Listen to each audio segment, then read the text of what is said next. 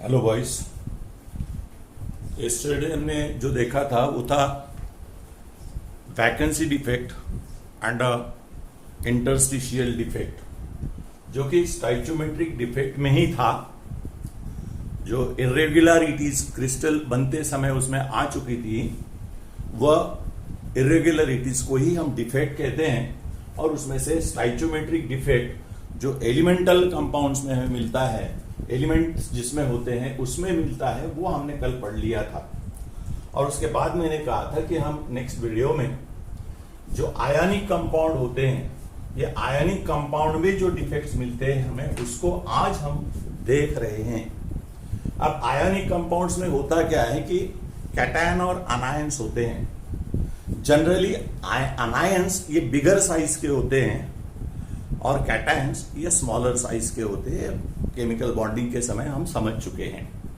अब ये कैटायन और अनायन जब सॉलिड क्रिस्टल्स में, क्यूबिक सिस्टम में हो, HCP सिस्टम में जब फिट होते हैं, तब उनके जो रेडियस होते हैं, कैटायन के और अनायन के जो रेडियस होते हैं, ये एक रोल प्ले करते हैं अपना क्रिस्टल स्ट्रक्चर में।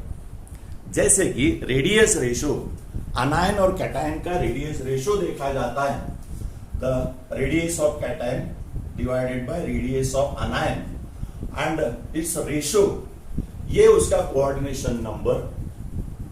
जो स्ट्रक्चरल अरेंजमेंट होगा वो स्ट्रक्चरल अरेंजमेंट, और उस स्ट्रक्चरल अरेंजमेंट को हम किसी एक नाम से जानते हैं उसको। जैसे कि ये पहला जो लिखा गया है, इसका हमें कोई काम नहीं है। जैसे कि 0.155 टू 0.225 अगर ये रेडियस रेशो है, तब इसका मतलब कैटायन का radius either 0.155 to 0.225 times of R anion है, तो कोऑर्डिनेशन नंबर उस स्ट्रक्चर में 3 आ जाएगा। The number of cations are surrounded by the 3 anions. Like that you have to understand. अगर ये रेडियस रेशियो 0.225 से ज्यादा होता है और अप टू 0.414 होता है, तो coordination number of the ions is 4 and the structure, that means the cations will occupy the tetrahedral voids. अगर ये 0.414 to 0.732 आता है, तो now the void becomes slightly bigger. The coordination number is 6.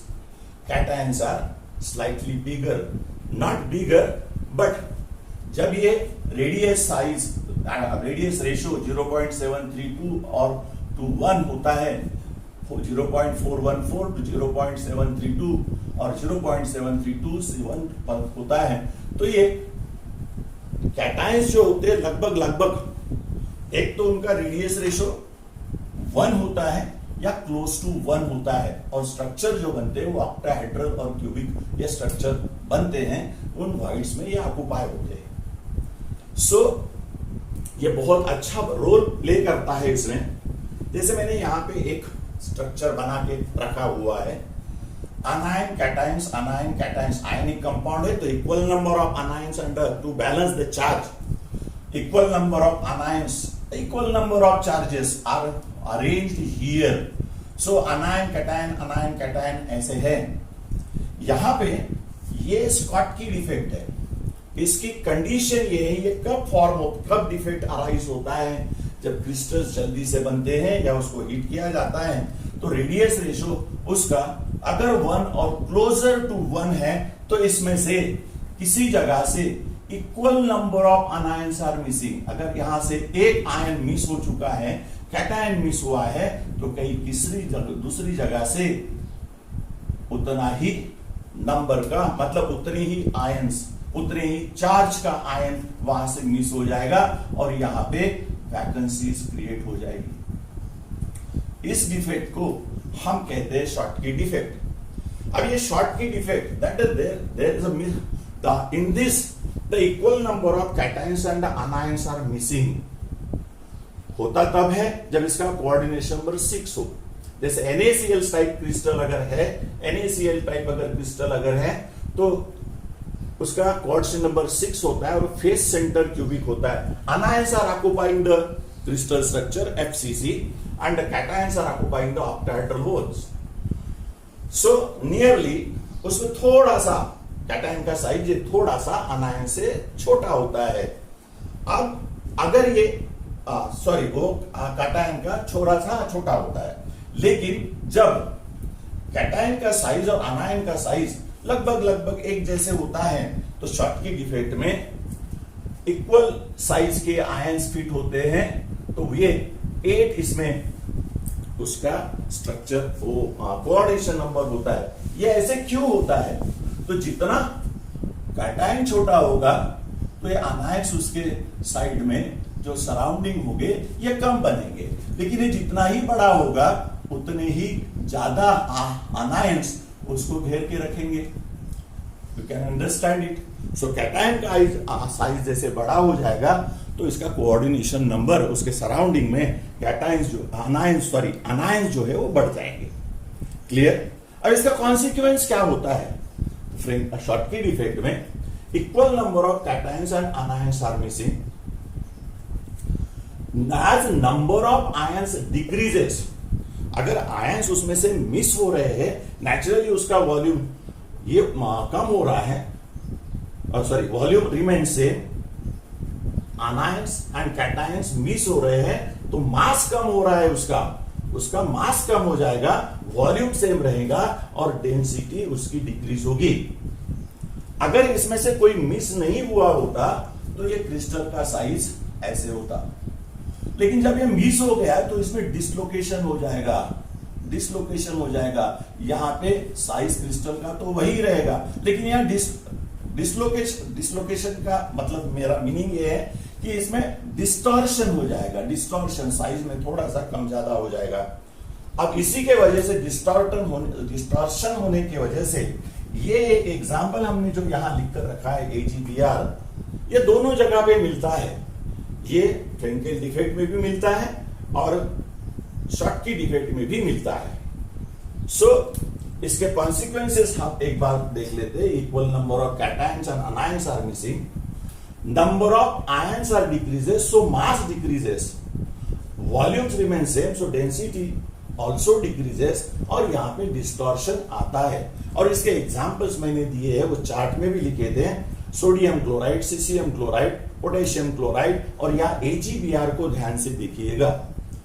अब दूसरा डायग्राम जो मैंने निकाल के रखा है, तो इसमें मैंने अनायन तो बिगर साइज के बताए हैं, लेकिन कैटायन ये छोटा है. जब इनके कोऑर्डिनेशन नंबर 4 हो जाते हैं, less number of anions are surrounding to the cations, ऐसे टाइप के क्रिस्टल्स को हम ZNS टाइप क्रिस्टल कहते हैं. और इसमें रेडियस रेशियो जो होता है इसका, ये लेस देन 1 होता है. अब होता क्या है कि ऐसे कैटायन छोटे होने की वजह से कहीं एक जगह से ये कैटायन डिसलोकेट हो जाता है, और डिसलोकेट होने के बाद ये कहीं इस वाइड स्पेस में आके बस जाता है. सो जैसे कल हमने वैकेंसी डिफेक्ट में देखा था और इंटरस्टिशियल डिफेक्ट में देखा था कि यहां पे वैकेंसी तो क्रिएट होती है, लेकिन आयंस कहीं बाहर नहीं जाते, इंटरस्टिशियल सेल में वो ऑक्युपाई करते हैं. सो फ्रेंकेल डिफेक्ट में डिसलोकेशन होता है, स्कॉटकी डिफेक्ट में आयंस मिस हो जाते हैं. और इसकी कंडीशन जो है, जो उसमें फ्रेंकेल डिफेक्ट अराइज होने के लिए radius ratio is less than 1 होना चाहिए, और उस कंपाउंड में कोऑर्डिनेशन नंबर 4 होना चाहिए. अब इसे कंपेयर अगर करते हैं तो यह equal number of cations are missing होते हैं, लेकिन फ्रेंकेल डिफेक्ट में ions are not missing. Ions are not missing. They are not miss the volume of that crystal, and therefore mass remains same. Just only the cations dislocated in the interstitial space. There will be no change in the mass and the density, and there will be no distortion. So this is about the Schottky and the. अब बात यह आती है कि AGBR ये दोनों तरफ क्यों आता है. तो नेचुरली जब आयंस है यहाँ पे, तो यहां थोड़ा सा डिस्टॉर्शन आ जाने की वजह से सिल्वर आयंस ये अपनी ये वैकेंसी को बड़ा तो है ही, वो वैसे ज्यादा बड़ा है, इनसे ज्यादा बड़ा है, सो यहाँ पे वो ऑक्युपाई कर लेता है और यहाँ वो इंटरस्टिशियल स्पेस ऑक्युपाई करता है। उसका radius ratio near about R+R1 minus, मेरे ख्याल से ये 0.71 के आसपास है। हम चार्ट से अगर कंपेयर करें तो इधर भी और उधर भी वो जा सकता है। इसके बाद हम जो देखने वाले हैं वो है इम्प्यूरिटी डिफेक्ट्स, और इम्प्यूरिटी डिफेक्ट्स को हम नेक्स्ट वीडियो में डिस्कस करेंगे। यहाँ थोड़ा बोलते समय इधर उधर हो गया है, उसको मैंने करेक्ट भी किया था, sorry for that, but you will understand what the matter is, rest is okay। और नेक्स्ट वीडियो में हम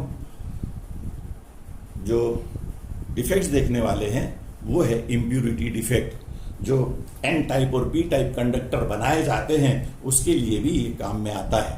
थैंक यू वेरी मच।